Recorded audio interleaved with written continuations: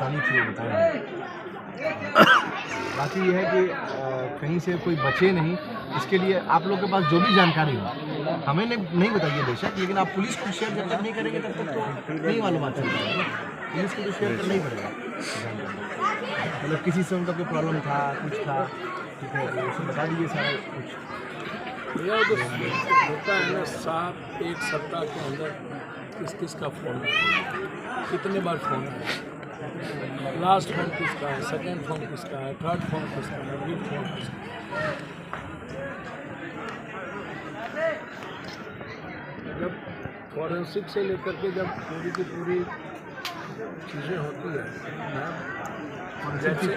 जैसे हम सुने डॉग्स चीज़ों को भी बुलाया गया, तो जैसे हम सुने हमको लगा कि भाई इतने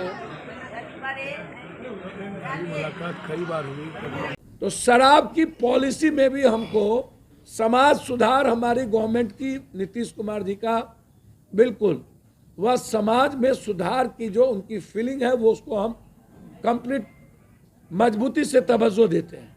लेकिन हम यह ज़रूर कहना चाहेंगे कि शराब से ज़्यादा जहरीली शराब जो बनता है और गांजा जो बाहर से हमें नेपाल से आता है और जिसमें लोग इन्वॉल्व हैं और होम डिलीवरी के कारण गलत लोग जेल में बंद हैं और लगातार आक्रोश होना, शराब का मिलता रहना और रेवेन्यू बाहर जाना और अपराधी माफिया और नेताओं के घर में शराब के पैसे जाने, तो इनसे मिडिल क्लास और गरीबों के बीच में आक्रोश कि एक तरफ चांदी एक तरफ दबाव।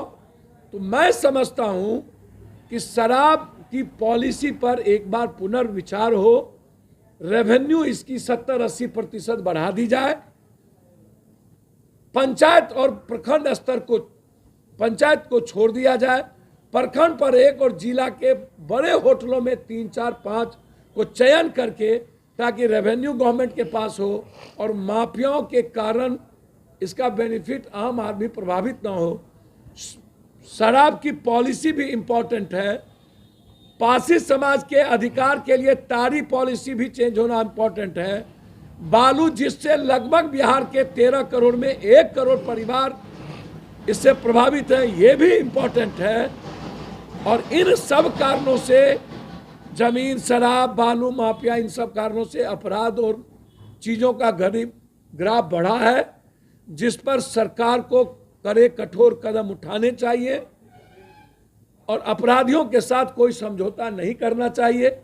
इस घटना को 48 घंटे के पहले कांग्रेस के लीडर मस्कूर साहब और हमारे लीडरों ने कहा है कि किसी भी कीमत पर आप गिरफ्तारी नहीं करेंगे।